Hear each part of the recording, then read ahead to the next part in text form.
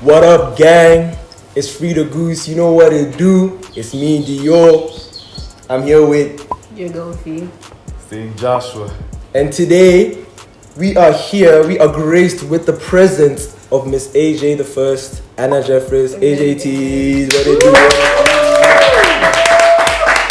So grateful to have you here, dog. Thank you for having me. Yeah. I'm honored. Most definitely. So one of the first questions that we wanted to ask you is, what does Free the Goose mean to you? I don't know. I haven't really thought about it much, but like I can just draw on knowing all of you guys.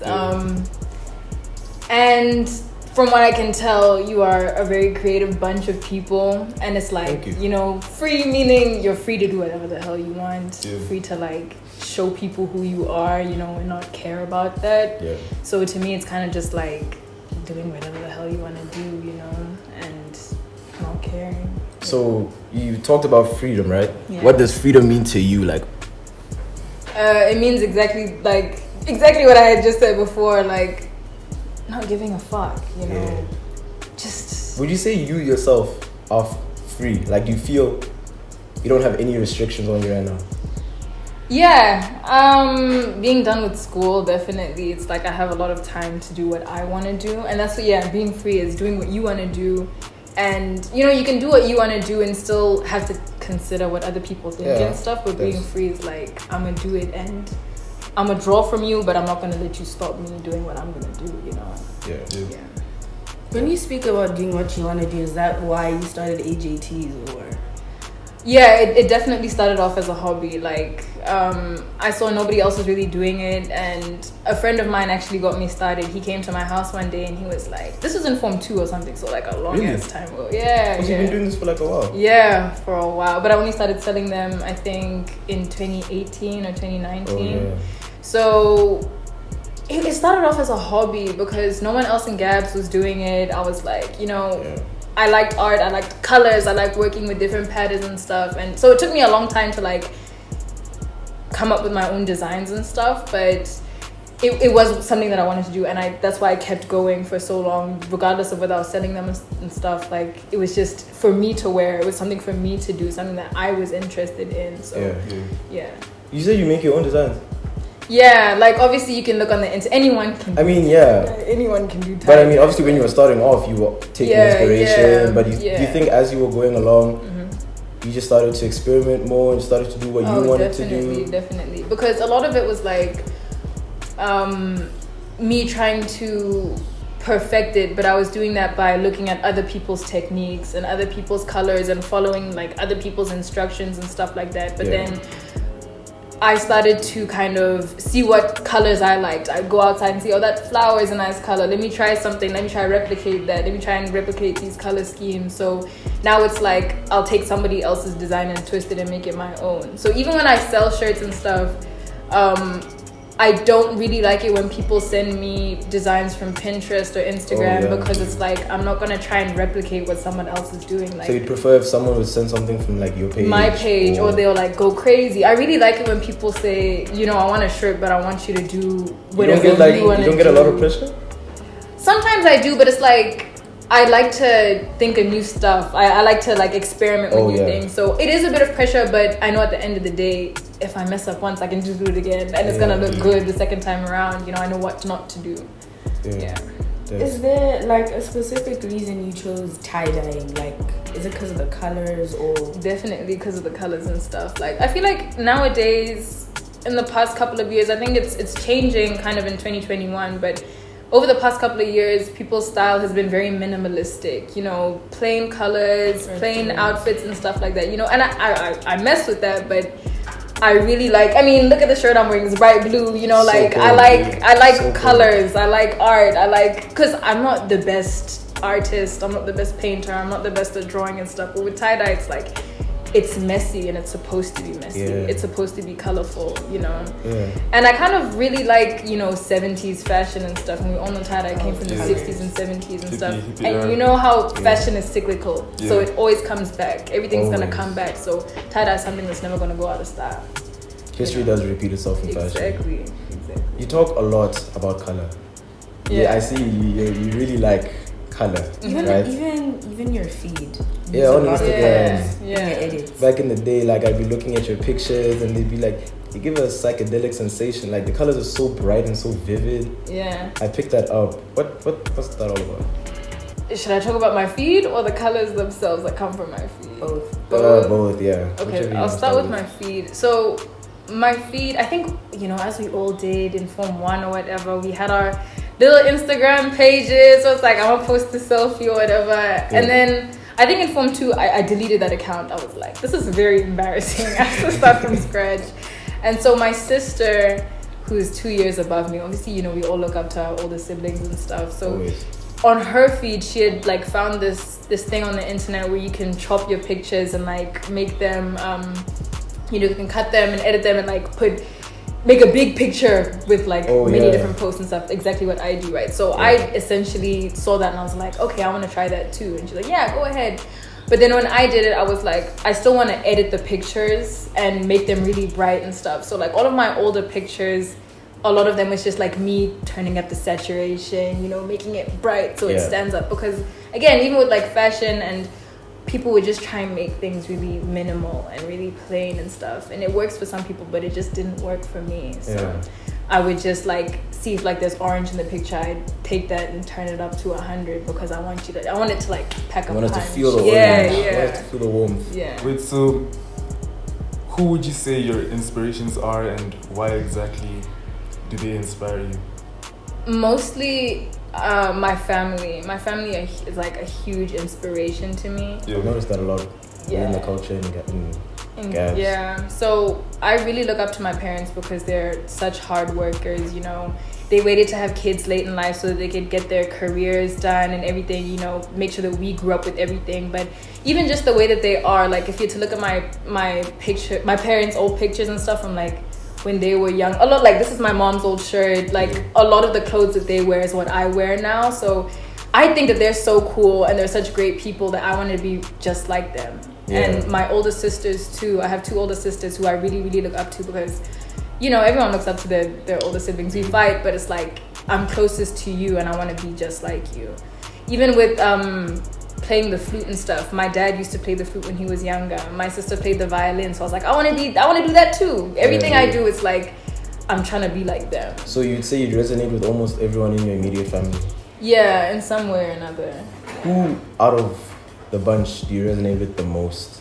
Like you really see yourself in them, and when you just look back, you're like, yeah, no. I think my mom. I'm really, really close with my mom. We fight a lot, you know, but that's my homie, you know. And it's like we fight because we're so similar. Yeah. You know, I'm similar to my sister as well, but like there are fundamental things that just make us butt heads, you know, as siblings do. But my mom is like my biggest inspiration, and my dad's old fashioned. I like the way my dad used to dress, so I try and dress. I've seen some pictures. It was quite cool. Swag, like I mentioned earlier, I picked up on the fact that you really like color, and now hearing about your family background, how also you're biracial, right? Yeah. Do you think there's a link, a connection over there between? Yeah. I think I do consider being biracial in a lot of things that I do, like especially growing up here, I wasn't black enough to be, you know, especially in primary school. Primary school was rough because like your kids are not nice, dog. They're not nice. Your friends. I low-key always felt like I stood out because I couldn't hang out with the white kids because I just didn't fit in with them, you know. I wasn't white enough to be with them. But then the black kids, even in high school a bit, but high school was better. Like I just couldn't fit in with the black kids either. I don't speak Setswana fluently at all. And I never lived in the UK. I was born and raised here. So it's like, even when I go out to the shops or when I go out to do stuff in government offices, it's like, I can understand when they say to me in Setswana, why don't you speak Setswana? Why didn't your mom teach you Setswana? It's like, I always felt like I don't fit in here, you know? So those type of comments that people just blurt at you, do you take them as like offensive? I used to, but now it's just like, it happens all the damn time. So it's like, there's no use getting upset about it anymore, you know? Yeah. I do try, and I'm trying to beef up my Setswana skills, you know, but it's like, it's a learning process. I can't just do it overnight. Like, give me a chance, you know, like don't shit on me. I'm trying. Yeah. But so you'd say it was difficult. It was. It still is. It is, and it's like I'm kind of scared to go out into the world because I was about to ask. Here I found my niche, you know. Yeah. Botswana is a really accepting community. Like, there's a very accepting community here. You know, in high school, my best friends were black, white, Indian, everyone. You know, there was no discrimination at MAP really that I faced. But now, if I go out into the world, if I go to the States, here you can, like, I'm considered partly white. People know I'm partly white. If I go there, I'm fully black, and I don't know the black American experience. If I go to the UK, I'm black still. I don't know the black UK experience, you know, so it's gonna be really hard for me to fit in. And so it has been a challenge. So you don't have also much experience with racism? No, not here. Well, I mean, there are like people on the street who say, look who, you know, and it's like, okay, you're gonna point me out like just for my skin tone. You're not gonna ask my name or some shit, you know, like. Not on the levels that like a lot of other people experience. No, not at all. So not like at all. microaggressions. Yeah, it's microaggressions, and it's like they'll talk to me in Setswana, thinking I don't know. Just because I can't respond doesn't mean I don't know that you're talking about me, you know. And it's like. Yeah, it's stuff like that irks me. I wouldn't say it was them being aggressive or anything. Like, it wasn't intended to be hurtful towards me, but like it still did make me feel like I was being othered, you know? Yeah. I get that. Yeah. You said you were gonna be stepping out soon? Yeah. Where are you trying to go?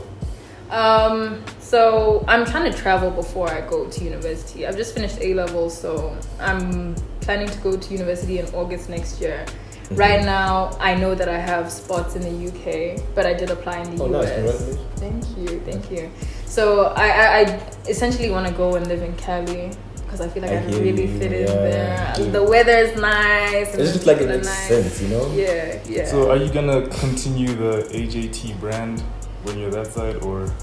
I've thought a lot about that, and I think obviously if I move to the US, it's going to be harder because I think there's a lot more competition. Oh yeah, the market is tough. Yeah, anyone and their dog can tie dye, honestly. But then do you think that would like put a lot of, I wouldn't say pressure, but it would drive you to sort of be different? Definitely, because I think I can draw from inspiration in the States or wherever I go. Really, like I can learn new techniques, get better materials and stuff, because I think a lot of a big reason why a lot of people don't tie dye here is because you need a lot of materials, and it took me years to find out where to get certain things and how to like perfect that shit. So in the States, that comes with I think it's gonna drive me that when I do come back, or like when I'm home for short periods of time, I can do so much better than I'm doing right now.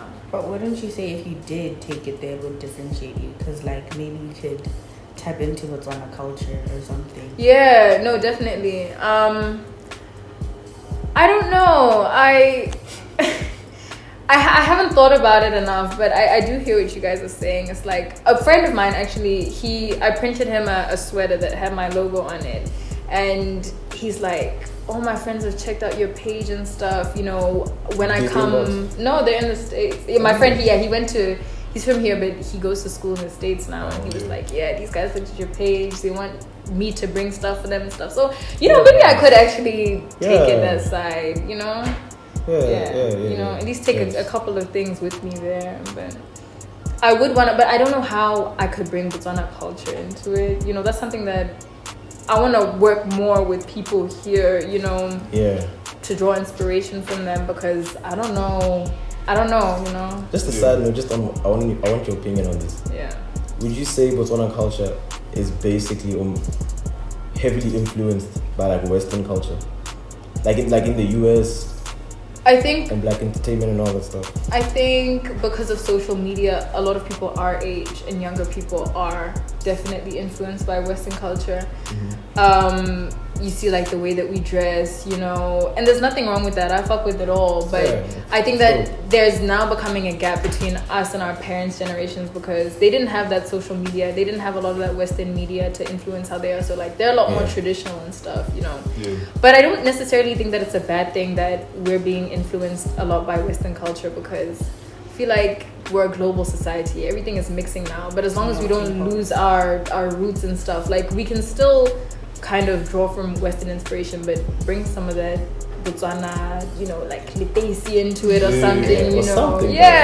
We shouldn't lose that just because now we have the opportunity to go study abroad and all of that, you know. Okay, other than AJTees, we know you tap into different mediums of art, like music. I've played the flute ever since I was 8, I think. And I started playing the saxophone last year as well, but I don't really play it anymore. Why did you stop playing it? Because of my braces. There was something that stopped me from playing. I really wish I could continue playing, but I don't have a saxophone anymore, unfortunately. So what are your goals with like music and stuff? If you have any? Yeah, that's what I was gonna ask. I kind of stopped paying attention. This is really bad, but I stopped like playing my flute as much after Form 5 because I did IDCSE music and I did really well, but the problem is it was all classical. Thank you. It was all classical music and that's all I know. I'm a classically trained flute player and that's not really what I want to be. You know, that's the reason why I started saxophone, because I wanted to learn jazz saxophone and stuff. So because my parents' favorite genre is jazz, and it kind of inspired me to start playing sax. But I don't know. I mean, I'm kind of trying to teach myself like jazz flute right now. And you know how like a lot of Latin American music has flute in it? I'm trying to learn myself how to, teach myself how to improvise and stuff like that. So it's something that's always on the back of my mind. Like I should be working more on my music and my flute and stuff, because not a lot of people play instruments anymore. And I really want to be asked to like take part in people's projects and stuff, because you know, a lot of music nowadays is electronic, but I think people are coming back to live instruments and stuff, and I'd love to be able to engage and be part of that, because music is such a huge part of my life. You know, it's such a huge, it was a huge part of me growing up. It helped me identify with my parents a lot more, because they listen to a whole load of different genres, you know. Like most parents, they still don't fuck with rap and that, but I mean, you know, there's other shit to listen to, and it helps me connect with them too. So it's just always been there for me, you know, and it makes me upset that I'm not more into it right now. So who are your favorite music artists? What is Anna J listening to? And do you think because you know you're so connected with music that you've also allowed yourself to fully and deeply explore different aspects and different genres, sounds? So you'd say you've got a very expansive music taste. Yeah. I mean, my favorite groups and musicians right now, my number one is Flatbush Zombies. You know, I'm a ride or die. I'm an advocate for already from there. I just know you got good taste. Yeah. Fave in the group. Eric the architect, because he produces and he raps and he's like, he doesn't get enough credit for it, you know. He's such an amazing producer. I really wish I knew how to produce. I really wish I did. You think you're gonna tap in one day? Maybe, but I don't know. I tried once and it didn't go well. It didn't go well. So maybe one day, because I have all the theory knowledge behind it and stuff, and not a lot of people do. But that doesn't mean that like anyone can do it. But I feel like it would set me apart. So Flatbush Zombies. I really mess with Earth Gang and a lot of Dreamville. Dope. K Tronada. Who else do I listen to? A$AP Rocky has been there, number one for a long time. Only music what is it or about? Other things? Everything, like. Now one thing about A$AP, I think a lot of my early feed and even some of the more recent pics, like you see like the pictures I just posted with the balloons and stuff. You know how the testing, thank you. The testing, you know how the testing album cover is yellow and black. I was in Pep and I saw those balloons and I was like, oh, you know what that reminds me of? That reminds me of the testing thing. So Yeah, that's like, I really love A$AP Rocky. Like everything about him, dog. His music. Him and Rihanna. Let's talk about that. Because there comes a point. There comes a point where you need to unpack. Yes. Yeah. But then also just his fashion sense and stuff. I like that he didn't feel like he had to stay on the music tip, you know.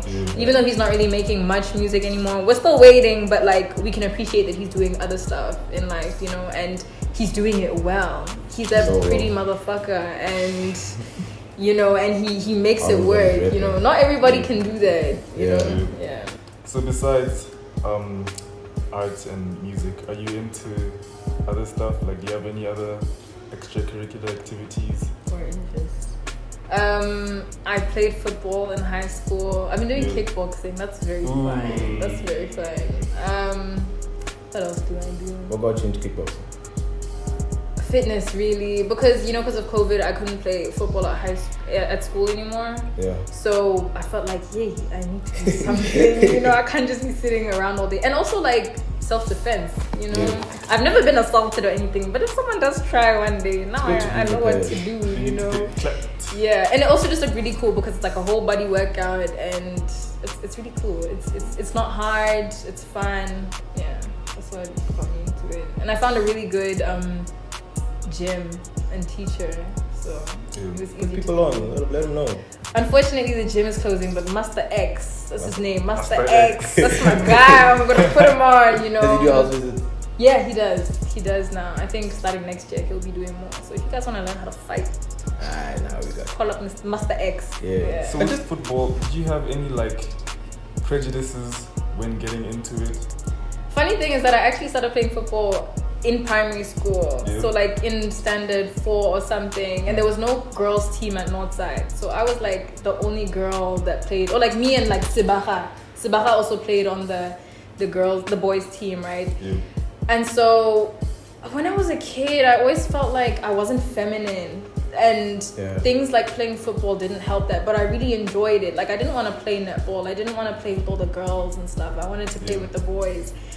And so I did feel prejudiced because when kids would come from other teams, you know how mean kids are. They'll be like, are you a girl or a boy? Like, why are you can you even play? You know, I was always in defense at the back. So, you know, I didn't really get to show my skills or anything. But yeah, I definitely did feel like some form of discrimination because it was like, why are you a girl? Why are you not playing netball with the other girls? You know, it's just... But then coming to MAP, luckily they had a whole girls team.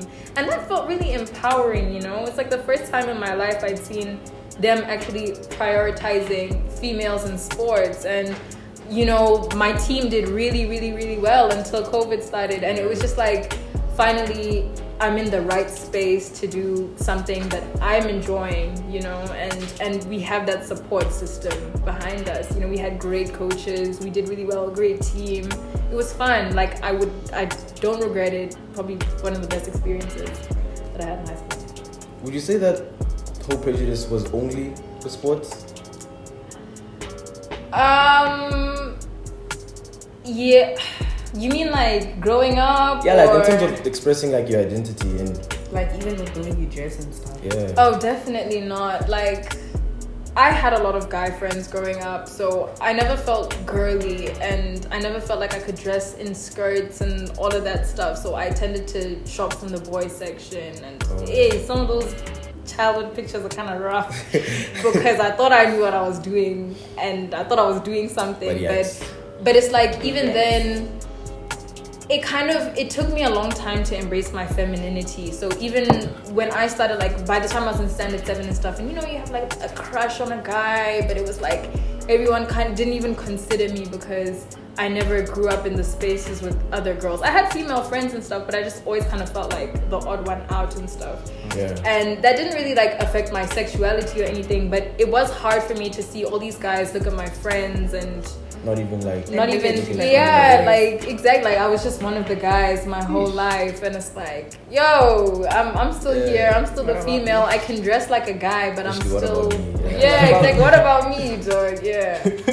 So it wasn't just in sports, it was in a lot of other things. Would you say that it's the same like in terms of business? Because there's that business aspect to AJTees, and there's not a lot of girls running your own businesses. So do you ever have people looking at you funny like, yo, does she even know what she's doing? Yeah, like do you feel like people think because you're a woman, like?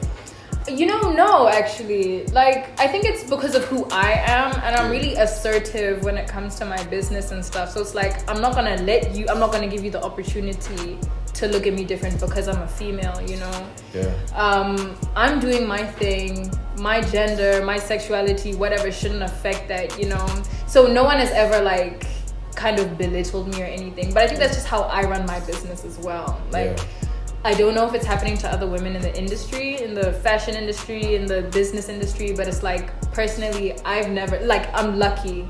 I've never experienced, but sometimes I'm thinking, I don't know if it's the stuff that I sell, maybe not everybody fucks with tie-dye like that, but it's like, I do feel like I'm having a harder time than a lot of other local brands, and I don't know if it's how I'm pushing my brand, I don't know if it's that people don't identify with it, but it's like, I feel like I'm having a hard time getting out there as much as other people are. Compared to like what people who print on their shit. Yeah, exactly. And it's like, I make a big thing.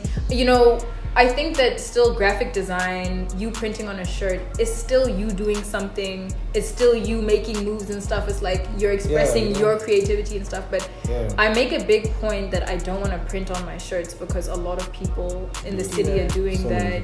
It's more focused on the design of the shirt itself. It's like I could print a logo. I have a logo.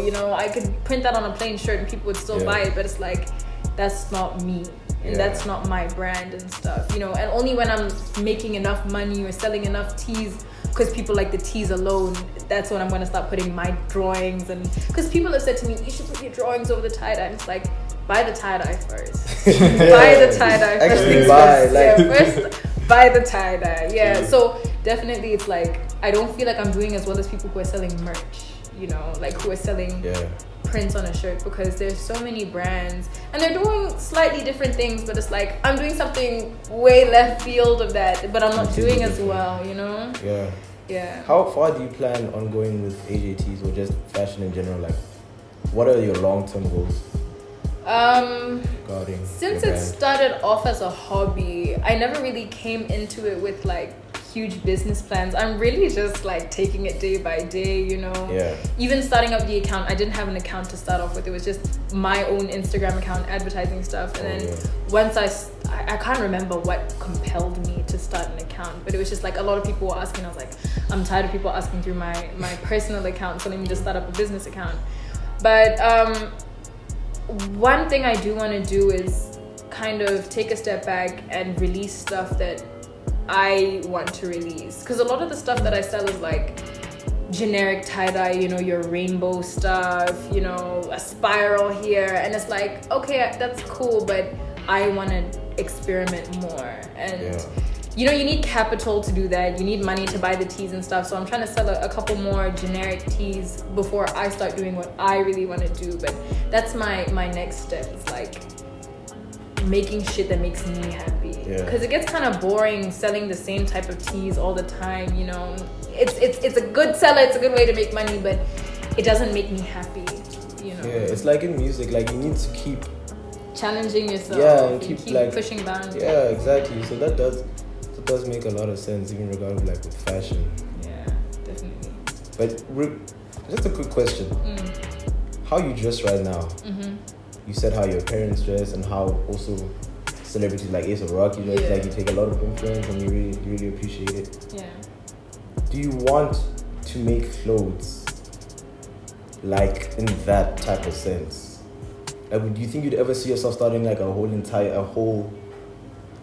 clothing, what are they called? Like a fashion house? Yeah. Not necessarily fashion house, just like I get what you guys are saying.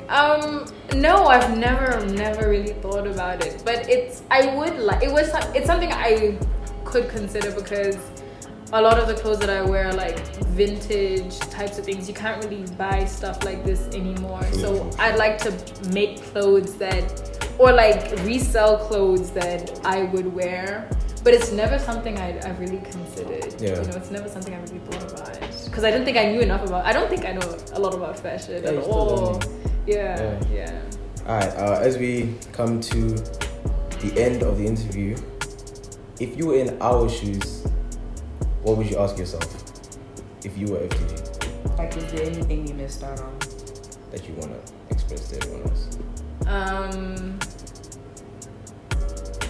Not that I can think of. Well, okay, who are my influences outside of my family? You guys. Hey, shout out. All my friends, to my 2 best friends who are very creative themselves, Titi and Wame. Shout out to you guys. You inspire me every day. Tabo, he inspires me a lot. Yeah, Tabo April. Yeah, I really am who I am because of the people that I'm around. Like, as I said, I've never had an original thought of my life. So everything that I am is because of the people around me. And yeah, keep doing what you guys are doing. Thank you so much. And thank you for coming out today. Thank you for having me. We really appreciate it. It was lovely having you here. Thank you for having me. Yeah. It was an honor. It's all love. It's all love. Catch y'all next time. Watch the episode before and the ones that are upcoming. We are going crazy. Yes. We're going crazy. You get it? You get it? Peace out.